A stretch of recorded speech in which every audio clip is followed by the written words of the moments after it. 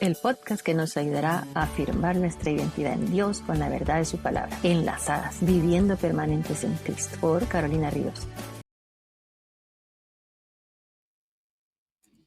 Hola, ¿cómo están, queridas?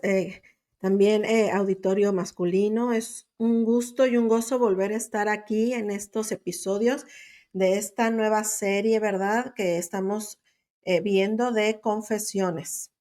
Así que, pues, les doy gracias y doy gracias a Dios por cada una de las vidas de quienes nos acompañan, de quienes nos apoyan, de quienes se han suscrito, quien ha dado like y de estarme siguiendo en esta serie de confesiones de una sierva detrás del ministerio. Si es primera vez que usted nos visita en el canal, quiero darle muchas gracias por su vida y decirle que se remita a los episodios anteriores para que pueda ir teniendo una secuencia de lo que ha sido esta serie de confesiones. Y pues hoy tenemos un nuevo capítulo, ¿verdad? Un nuevo episodio. Estamos en el capítulo 5 de este testimonio. Solamente les quiero recordar que es un testimonio donde pues yo viví experiencias únicas, diferentes a las que usted tal vez podría vivir, pero que en algún momento usted y yo nos podemos identificar en cuanto a alguna experiencia, en cuanto a algunas situaciones vividas como ministras del Señor y como ministros también del Señor.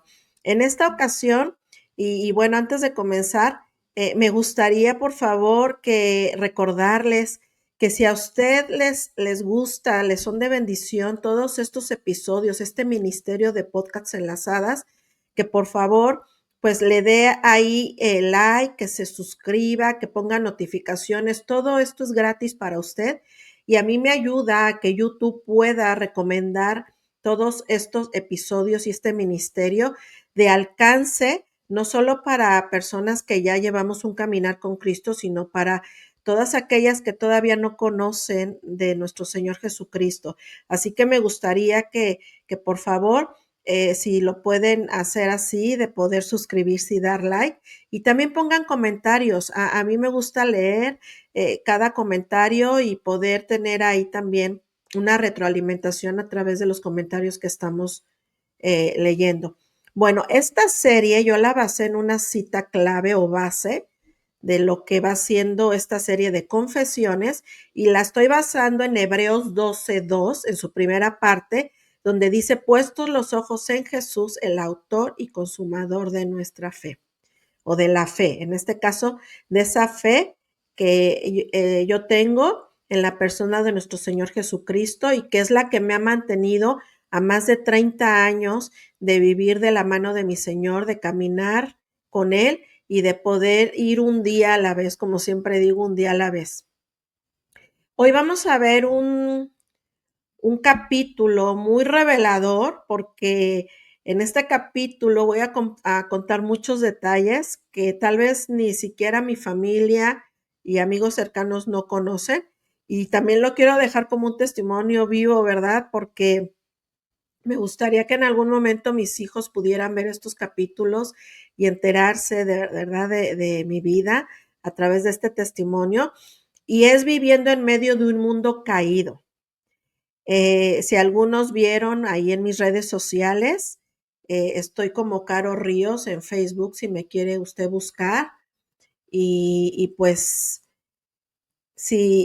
si ustedes vieron, yo pongo flyers anunciando los nuevos episodios, el nuevo estreno, y ahí pongo pues un flyer, ¿verdad? Como de una biblioteca, un estante de libros, porque en esta ocasión me voy a dar a la tarea de compartir qué es lo que desde el minuto 1 que yo empecé a seguir las pisadas de nuestro Señor Jesucristo, en ese momento me convertí en parte de la familia de Dios. Si antes formaba parte de otra familia, no era necesariamente de Dios. Yo cuando doy discipulado, lo decimos muy abiertamente, pertenecíamos a otra familia y que no es precisamente la de Dios, sino la familia del enemigo de nuestras almas. Pero ahora que yo, por la gracia y obra de lo que hizo nuestro Señor Jesucristo a través de ese sacrificio que hizo en la cruz y que yo creí en ese sacrificio y que mi Señor Jesús se hizo mi Salvador. Desde ese momento que empecé a formar parte de la familia de Dios, entonces yo empecé a darme cuenta que en esa condición en la que yo estaba antes de conocer del Señor, estaba viviendo en un mundo caído, pero que ahora que estoy como hija de Dios y con esa identidad que el Señor me dio, sigo viviendo en ese mundo caído alrededor de mí. ¿Y cuál es la diferencia? Lo vamos a ver hoy. Lo vamos a ver hoy a través de este testimonio, porque les decía que el flyer que yo compartí es de un estante de libros, porque voy a platicarles de mi proceso de tesis y mi examen profesional, porque recuerden, si ustedes se remiten al capítulo anterior o al episodio anterior, van a conocer un poquito de cómo en mis primeros años de ser cristiana tuve la posibilidad y la gran bendición de servir en lo que se le llaman misiones o evangelismo, pero no fue en un campamento con comodidades, no fue en un área que uno dijera, bueno, no estábamos tan mal. Esa primera experiencia que yo tuve fue ir a la sierra, a una sierra que parece que es donde se juntan Puebla y Oaxaca, si no estoy mal. Y esa sierra queda tan alejada de la civilización, por decirlo de una manera, que teníamos que, llegando, me parece que a Puebla, teníamos que agarrar un autobús que subiera una montaña por mucha sierra, y todavía donde nos dejaban teníamos que caminarle bastantes minutos para llegar a un poblado que se llamaba Yerbabuena, que de hecho ni siquiera en los mapas de nuestro país, México, yo soy mexicana, está registrado esa población. ¿Por qué? Porque es una población, un poblado tan pequeño y tan alejado que no había manera de registro. No sé si ahora a más de 20 años esté registrado, pero ahí tuve la oportunidad de visitar varias familias y, como yo les había dicho la vez pasada, de ir yo a ministrar a los niños. Por 3 años lo estuve haciendo y fue de verdad, una gran bendición. Y con esa bendición en mano también estuve participando en mi congregación local, sirviendo con jóvenes también, así como con niños. Y pues como a los 5 años más o menos de que yo comencé a ser cristiana, porque el Señor se me reveló en mi adolescencia, imagínense, en esa etapa bien loca, pues yo ya estaba iniciando, más bien porque yo iba en la prepa, cuando conocí ya del Señor como mi Salvador. Entonces, yo iba a pasar a la universidad y se llegó el día, después de 4 años de haber estudiado Relaciones Internacionales en la Universidad Nacional Autónoma de México. Sí, soy Puma, a mucha honra, de la UNAM, una de las mejores universidades del mundo. Y sí lo digo con mucho honra, con mucho honor, que el Señor me permitió estudiar ahí. Y pues después de terminar esta profesión y de poder obtener mi diploma, antes de terminar la carrera, un año antes, duraba 4 años, al tercer año, decidí comenzar a hacer mi trabajo de tesis. En México nos piden a todos los profesionales en licenciatura, si realmente queremos obtener un título, que por cierto está aquí atrás de mí, ahí hay un escudito hasta arriba, ese es mi título de cuando me gradué de licenciada en Relaciones Internacionales, que está acá atrás. Eh, y el Señor me dio esa bendición de poderme graduar. Pues en México piden una tesis, un libro, hacer un libro. Yo sé que aquí en Estados Unidos solo lo piden hasta el doctorado, pero yo lo tuve que hacer a mis 20 años, 21 años, tuve que ponerme a investigar. ¿Y por qué a este título le puse Viviendo en medio de un mundo caído?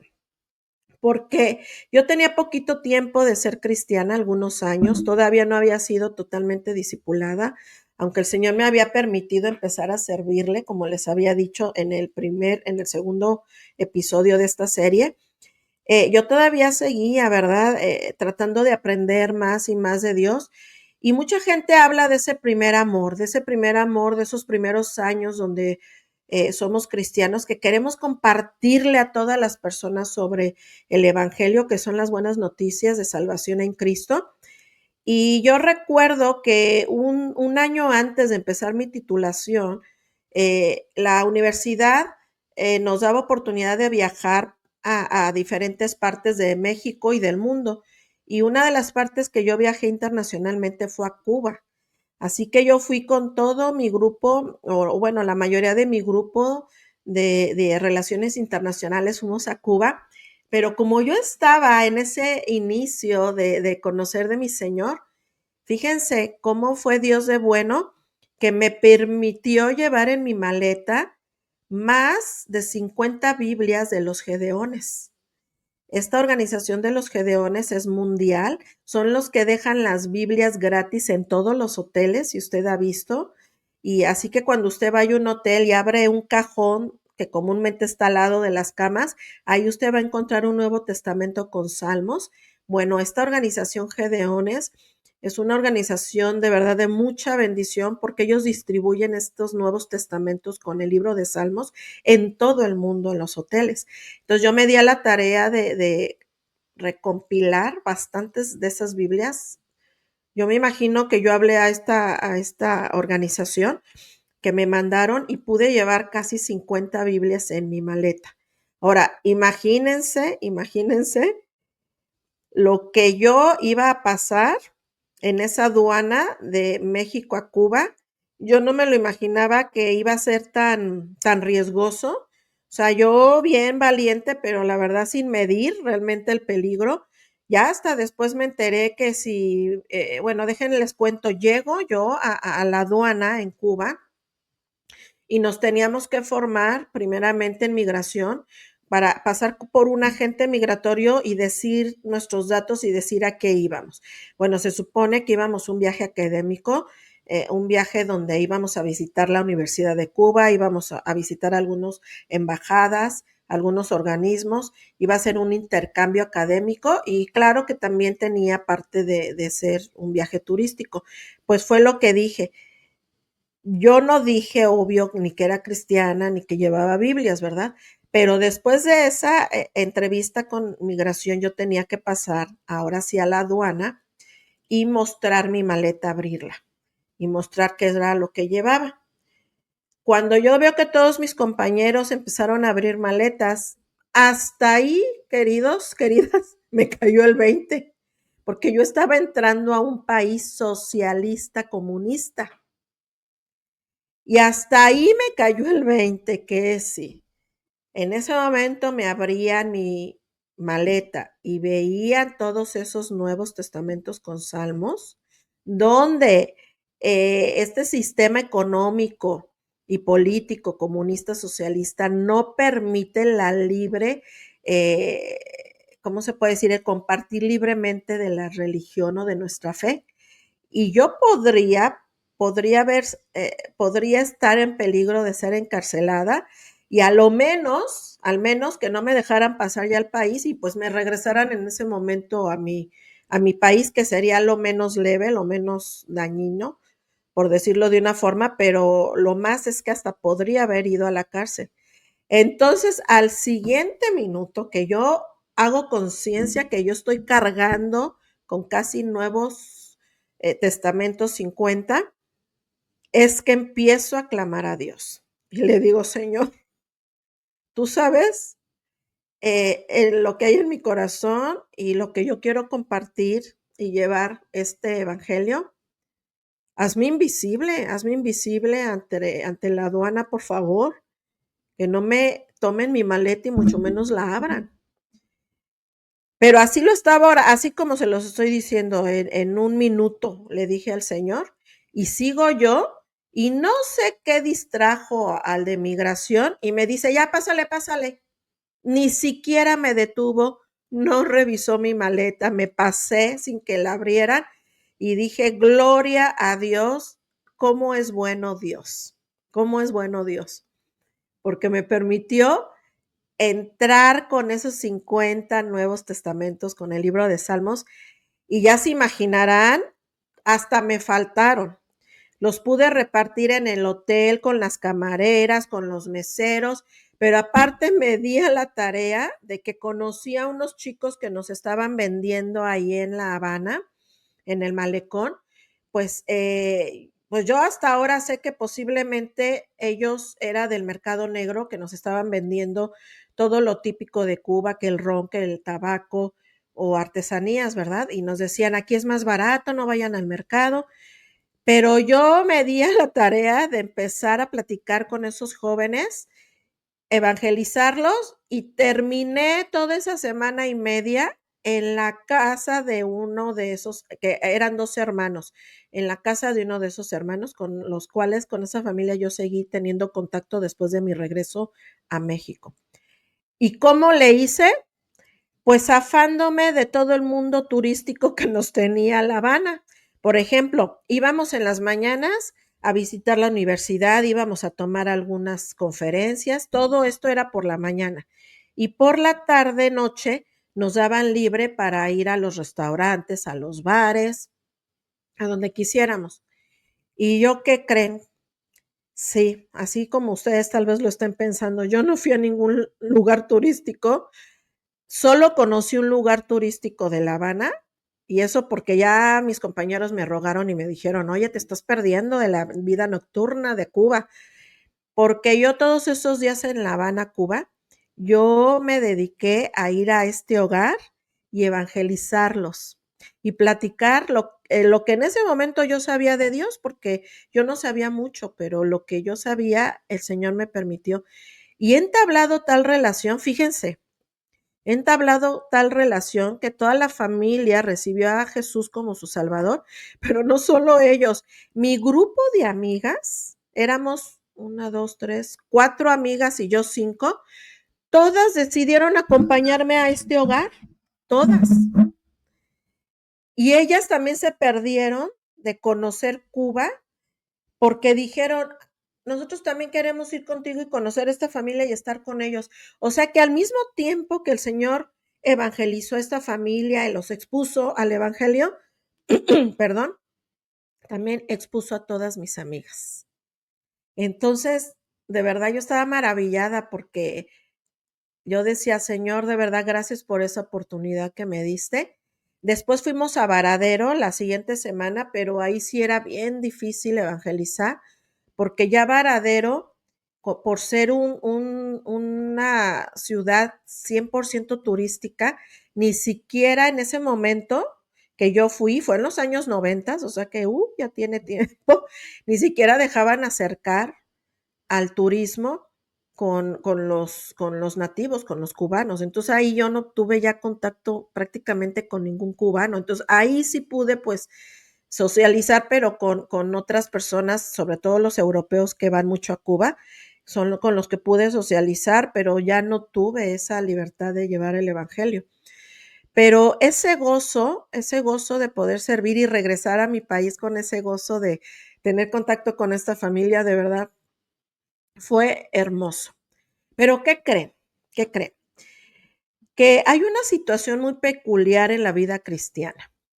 Cuando usted pone su vida al servicio del Señor, hay alguien que no le va a gustar y que va a estar poniendo tropiezo y que va a estar queriendo obstruir, y que yo ya les hablé de esa persona el episodio pasado. Y sí, ustedes ya lo saben, es el enemigo de nuestras almas, quien no está nada contento con que usted y yo seamos mujeres en acción y llevemos el evangelio. Yo regreso a México inicio ya mi tercer año de universidad, y precisamente uno de mis profesores que me daba las clases del área económica, que, que, que de hecho conocí yo a su esposa y a su hija en Cuba. Él era un profesor cubano que ya llevaba años en México dando clases, y él en una de sus clases nos impulsó a empezar a hacer nuestro proceso de tesis, empezar a hacer la tesis. Entonces yo, como buen estudiante, ¿verdad? No era así pues Tal vez sí era un poquito nerd, porque yo sí era de las alumnas que yo entregaba mis trabajos a tiempo, que yo no quería dejar nada para después, y yo era de las que tarea que dejaban ese día, tarea que yo me iba a la biblioteca, a las investigaciones, y ya que me sentía libre de tareas y de proyectos y de trabajos, entonces ahora sí podíamos ir a, pues ya convivir con los amigos. Entonces yo sí era en ese aspecto o sigo siendo muy dada al estudio, ¿verdad? Me gusta. Entonces cuando este profesor nos dice, hay varios temas que ustedes pueden tocar y que yo los invito a que empiecen a hacer su proceso de tesis, escojan algún tema, pues había tantos. Pues como relaciones internacionales, ya lo dice la palabra, es la política, la economía, las comunicaciones, los negocios, a todo lo que da de todo el mundo, había de temas, y yo me acuerdo que yo quería usar el tema del narcotráfico, y le agradezco mucho a mi profesor Maicas, este profesor cubano, que cuando yo me acerqué y le dije, él me dijo, mira, yo te recomiendo que vayas a ver las tesis que hay en la biblioteca central, en CU, en todas las bibliotecas que hay en todas las demás escuelas de la universidad y veas qué temas no han tocado. Porque si ya está el narcotráfico, no creo que sea tan interesante, dice. Entonces ve, y efectivamente, el narcotráfico, desgraciadamente, ya era un tema muy tocado, pero me di cuenta de otro tema que no había sido tan tocado, que de hecho creo que encontré una tesis, si es que ninguna en toda la UNAM, y fue sobre terrorismo internacional. Entonces, cuando yo le digo a mi profesor, mire, a mí me llamó la atención el terrorismo, me dijo, muy bien, dice, ponte a hacer un esquema de qué puntos te gustaría tocar. Pero para esto ustedes saben que uno debe de escoger un director de tesis, así como acá en Estados Unidos, de todos los sínodos que iban a estar.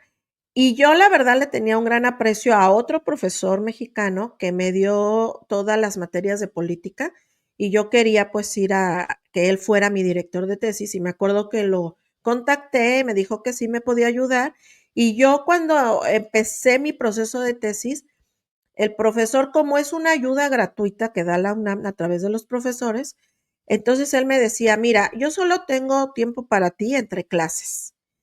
Te voy a dar mi horario y quiero que me vengas a buscar entre clases. Te voy a dar unos 5 a 10 minutos. Tú me vas dando tu proyecto, me vas dando capítulos y yo ahí medio los leo, medio los veo y yo te digo si vas bien.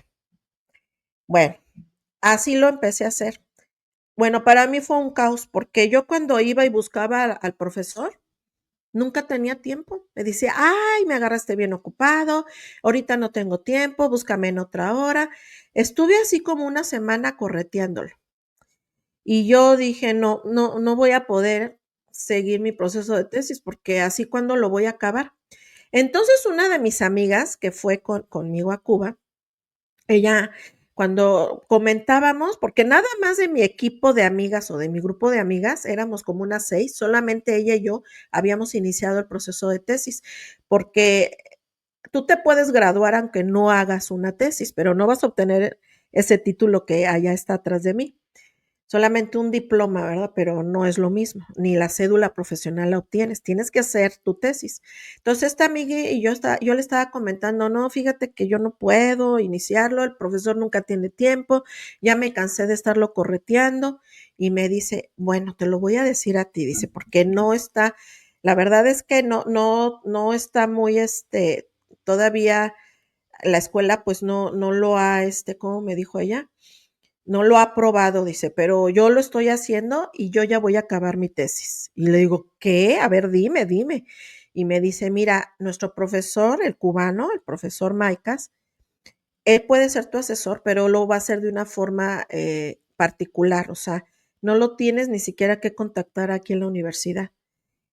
Dice, tú lo vas a buscar en su casa y él te va a dar privadamente a ti un tiempo de 1 a 2 horas, de 2 a 3 veces por semana, y él se va a dedicar a leer tu tesis, a corregírtela y a ayudarte.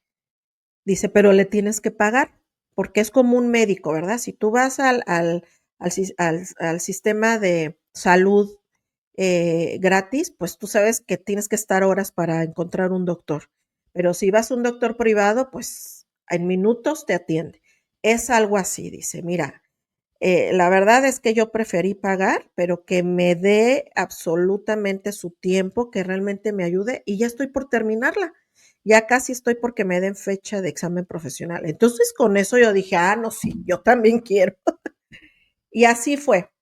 Fui, busqué al profesor y sí, me dijo lo mismo que mi amiga. Dice, mira, no estamos haciendo nada ilegal. En realidad es que si tú quieres pues sí, un trato más personal, que realmente dices que mira, la verdad en la universidad no tenemos tiempo. O sea, la mayoría de los profesores tienen tantas tesis que sinceramente ni te las revisan bien, luego terminan en el examen mal porque no están bien estudiados, no están bien estructurados, dice, y yo la verdad me di cuenta como asesor de muchas tesis que es mejor hacerlo más personal, pero pues como vas a venir a mi casa te voy a cobrar tanto. Y la verdad para mí estuvo perfecto. Yo dije, claro que sí.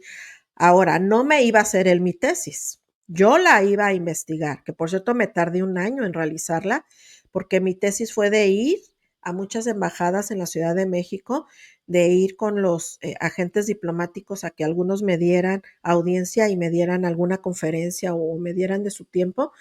Y en sí me tardé un año en realizar mi tesis, pero durante ese año yo tuve esa atención personalizada. O sea, yo la verdad es que si me tardé un año fue por mi investigación, por el tema que elegí. Tal vez lo hubiera terminado antes si yo le hubiera dado más rapidez, pero mi tema requería de mucha, mucha investigación. Por lo cual, así lo estuvimos haciendo, pero ¿qué creen? Conforme yo iba yendo a su casa y pues él ahí revisaba, leía algunas cosas, le empecé a compartir del Señor. Fue inevitable, o sea, yo no podía. Y más porque él me empezó a contar que estaba él muy preocupado porque pues su hija adolescente quería traérsela para México, también a su esposa y a su mamá, y que estaba siendo muy difícil. En esos años 90 estaba muy difícil. Y bueno, sigue estando, pero imagínense en ese tiempo más el poder trasladarse a México, en este caso, toda una familia. Entonces yo me acuerdo que yo le decía, yo voy a orar, profesor, por usted, por su esposa, pero le empecé a compartir del Señor y le empecé a compartir del Señor. ¿Y qué creen? Que al enemigo no le gustó eso, no le gustó nadita eso. Y usó a una de mis compañeras, amiga, que según yo consideraba mi amiga, que ella había estado conmigo en el viaje a Cuba, que según ella había escuchado el evangelio, pero hay gente que pues que no va a aceptar el evangelio, ¿verdad? Que como dice ahí en Hechos, que Dios abrió el corazón de Lidia, bueno, a mi amiga no se le abrió su corazón, ella estaba metida en muchas ondas de metafísica, muchas ondas bien, bien raras. ¿Y qué creen que hizo ella?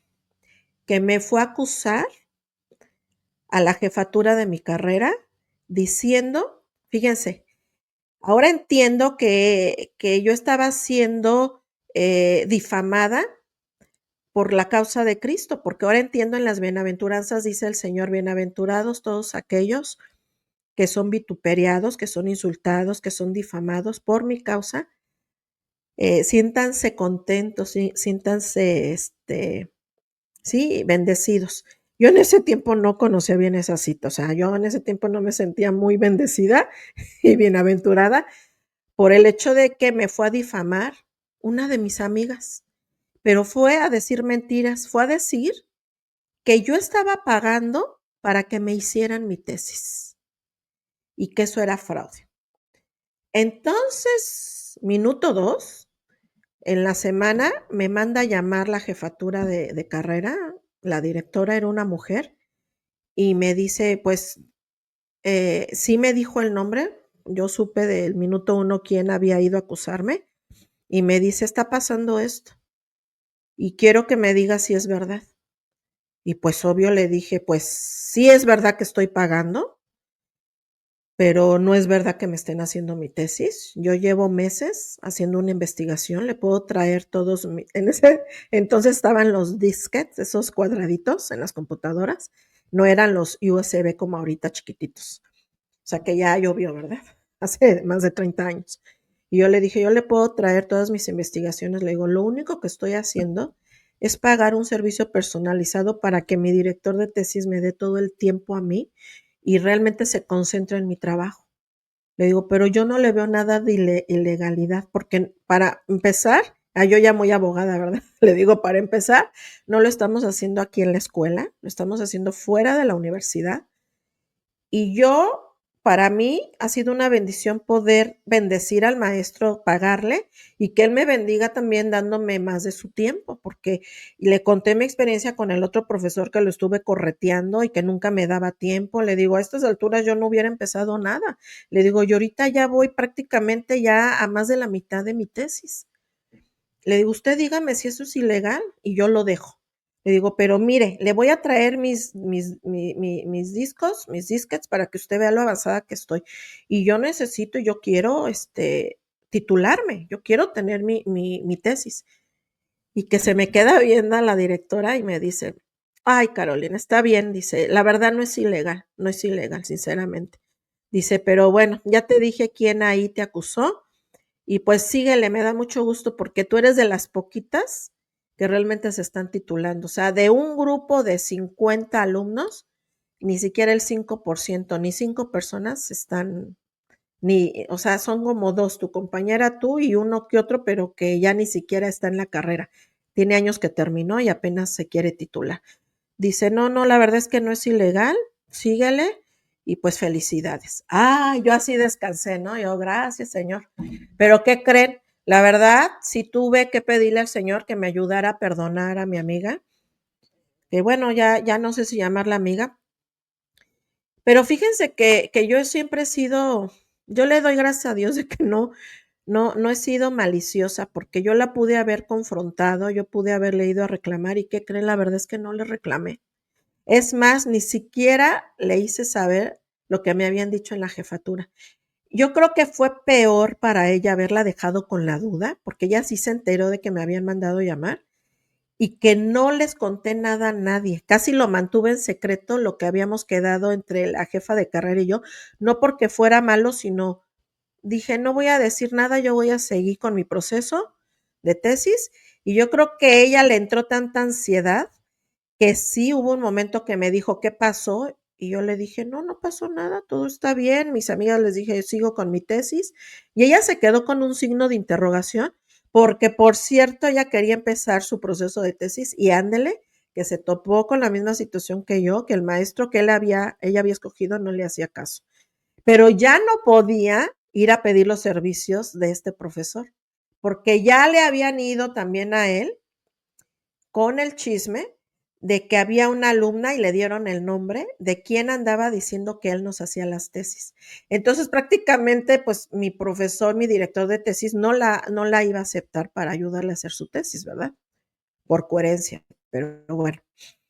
Entonces, yo ya había terminado, pasaron los meses y yo había terminado mi tesis y me dieron fecha para hacer mi examen.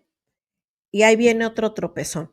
Pero bueno, déjenme, les doy una cita que a mí me hizo mucho sentido, porque en esta cita dice Lucas 17, 1 y 2.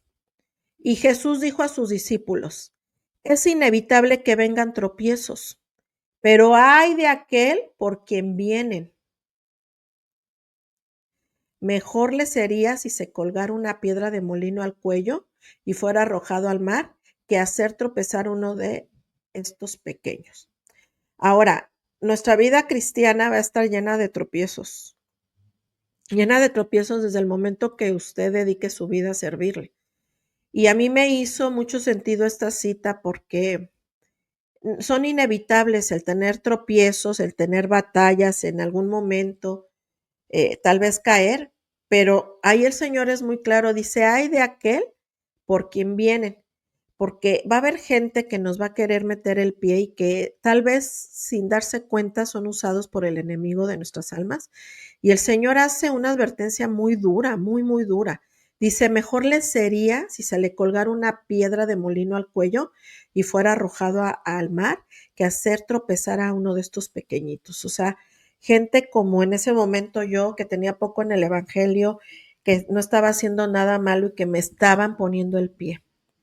Y bueno, también hay otra anécdota dentro de esto, porque como escogí el tema de terrorismo internacional, y yo en mi situación que no tenía malicia, y gracias a Dios no la tengo hasta el día de hoy, ahí voy a la embajada de Irán, ahí voy a pedir información. Queridos, yo apenas estaba en investigación, ¿verdad? Pero otra vez mi inconsciencia no me hizo pensar que la embajada de Irán, el gobierno de Irán es uno de los países que apoya el terrorismo. Y ahí voy, pues me hace entrar el cónsul, me dice que a qué voy, le digo, yo necesito información de estos grupos que hoy, por cierto, están haciendo de estas situaciones todavía más de 30 años, el grupo Hezbollah, Partido de Dios que se llama, y el grupo Hamas. Y ahí voy yo a pedir, pues, ¿qué creen que hace el cónsul? Va y me dice, te voy a hacer esperar en esta biblioteca, pero le cierra y le mete llave. Dice, yo ahorita veo si te puedo compartir algo. Pues, ¿qué creen? Estuve ahí yo creo más de una hora, pero viendo todos los libros, estaba yo viendo todos los libros y de pronto veo ahí que dice el Corán. Y otra vez me pasó la misma situación que cuando llegué a Cuba y a la aduana, que hasta ese momento que veo el Corán, me doy cuenta que acabo de entrar, porque cada embajada es un pedazo del país, es el territorio de ese país, que acabo de entrar a la cueva del lobo, que yo solita me fui a meter a un país enemigo de Dios.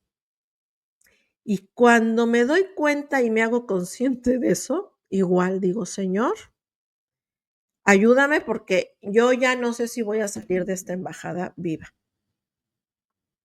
Y eso lo he platicado con mi mamá, que definitivamente el Señor me volvió a guardar porque después de más de una hora o no sé si más, viene el cónsul iraní y me dice, no, jovencita, no tenemos ninguna información que darle, nosotros no tenemos nada que ver con esos grupos, no tenemos, así que váyase. Pero no me terminaba de decir la frase cuando yo le corrí y salí de esa embajada y dije, Señor, gracias por guardarme. O sea, pues sí, a veces uno comete muchas imprudencias como joven y yo no me había dado cuenta, pero me libró. Pero ahí viene otra situación. Termino yo mi tesis, ya habiéndole compartido a mi director Jorge de la Torre Maicas, habiéndole compartido del Señor, pues me dice, Carolina, está lista tu tesis, ve a pedir ya tu, este, tu fecha de examen. Pero tenía que terminar la tercera revisión, creo que era tercera porque había un buen de revisiones por todos los demás sinodales, había 3 sinodales más, y si alguien de ellos ponía un pero, pues se me iba a detener el pedir fecha de examen. Pues así fue. De esos 3, 2 de ellos en automático me firmaron, me dijeron que estaba mi tesis excelente, me daban luz verde, pero uno de ellos con el que yo también pensé que era el primero que me iba a dar su bobo, o sea, su visto bueno, porque yo viajé por muchos estados de la República con él, con el grupo de la universidad y él como nuestro planeador de esos viajes, fue que me dice, no me gusta tu tesis, para mí hay muchas incongruencias, cámbiale todos los títulos, cámbiale el título de esto, cámbiale. Y yo así me quedé, le dije, ¿en serio? ¿En serio la leyó? ¿En serio cree que sea necesario? Sí, sí, sí. Ahí voy con mi asesor de tesis a su casa, voy llorando, porque le dije, es que ya no pude pedir la fecha de examen, porque este profesor me dijo que está toda mi tesis mal. Y mi asesor se empieza a reír y me dice, ay, Caro, dice, lo siento mucho, dice, lo que pasa es que este profesor y yo no nos llevamos nada bien. Y me cuenta su historia, que pues él desde que llegó a México y pidió trabajo en la UNAM, pues a él pues le dieron muchas materias ahí en mi campus y que uno de los profesores que no estaba de acuerdo y que le tuvo mucha envidia fue él. Y dice, ¿sabes qué? Se está desquitando contigo, dice, que está mal hecho. Dice, pero he tenido muchas rencillas con él, por más que le he dicho que ya esté todo en paz. Dice, lo siento mucho. Dice, pero no te apures. Dice, como él no leyó tu tesis, nada más leyó títulos, vamos a darle gusto, vamos a cambiarle algunos nombres de títulos y un poquito al título de la tesis. Y yo, no, es que así me gusta. Dice, no pasa nada. Bien lindo, mi asesor. Y así lo hice. Le cambié según algunos titulillos. No fue mucho en realidad porque en verdad, como bien tenía razón mi director de tesis, dice, es nada más para hacerme enojar a mí. Dice, es más, si no le cambiaras nada, yo creo que ni cuenta se daría, pero mira, como él te hizo ahí unas marcas, en esas marcas que él te hizo ahí sí le vas a cambiar y se las vas a volver a enseñar y le dices, aquí están los, según las correcciones. Y así lo hice. Ahí le llevo mi borrador a este sínodo y ya le hago saber. Y efectivamente así nada más la hojeó, dijo, está bien, ya te voy a dar mi firma. Ni vio las correcciones, así como me dijo mi director. Y ay, ya pido la fecha de examen, me la dan y les quiero presentar mi primer libro. Este es mi primer libro que el Señor me permitió hacer.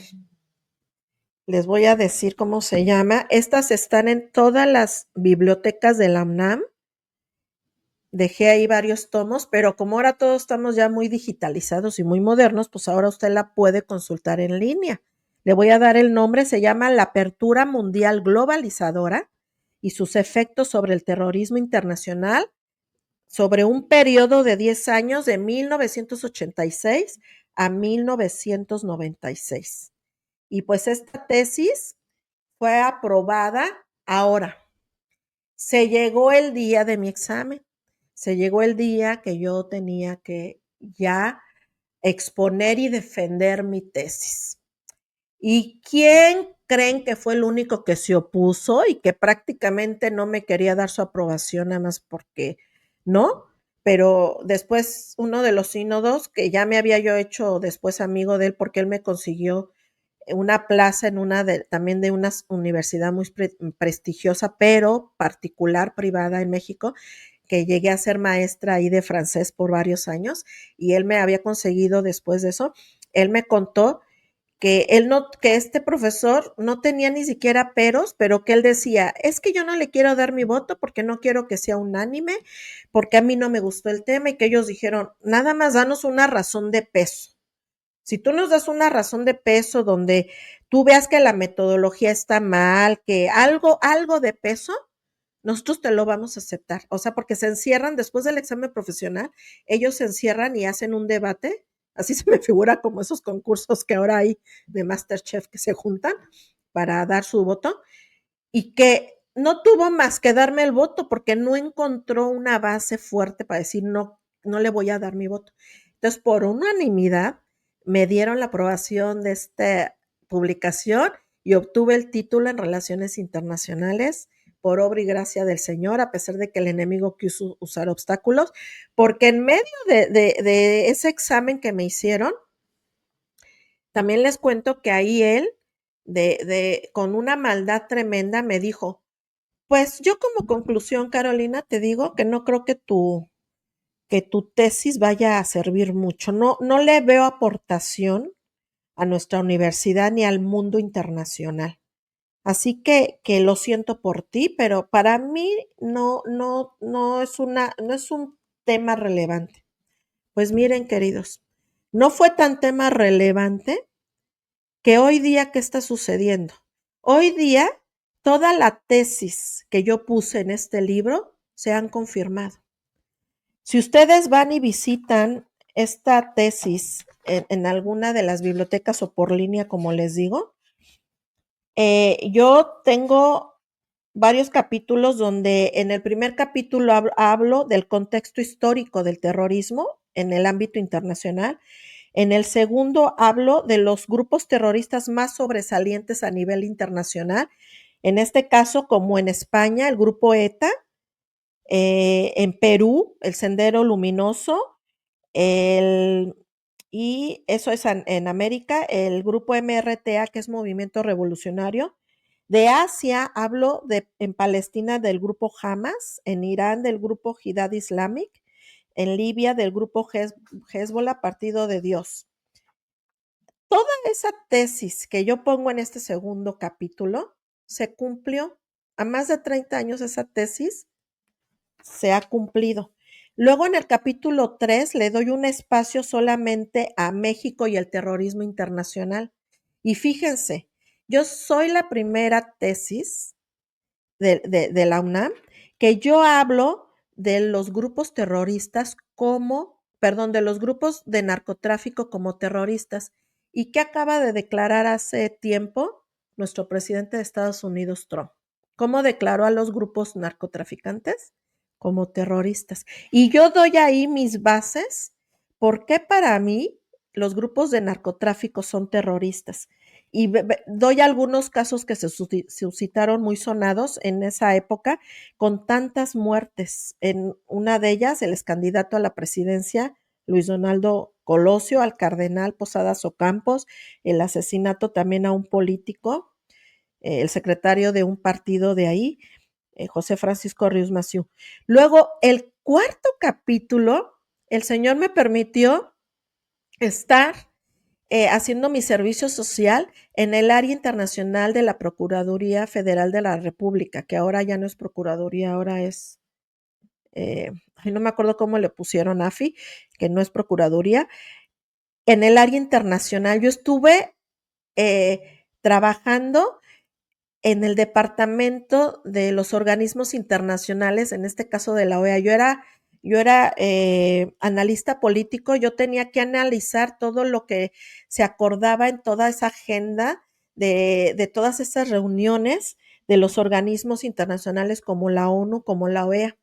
Oigan, pues, ¿qué creen? Como era cuando yo todavía estaba haciendo la tesis, wow, ahí yo tengo material inédito en este cuarto capítulo de todo lo que los países han podido concluir de cómo ayudarse internacionalmente a combatir el terrorismo. Así que ahí está. Y luego, pues ya pongo ahí las conclusiones, los anexos, la bibliografía, hemerografía y todos los documentos que tuve acceso. La verdad es que le doy gracias a Dios por este libro, este primer libro que el Señor me permitió tener, porque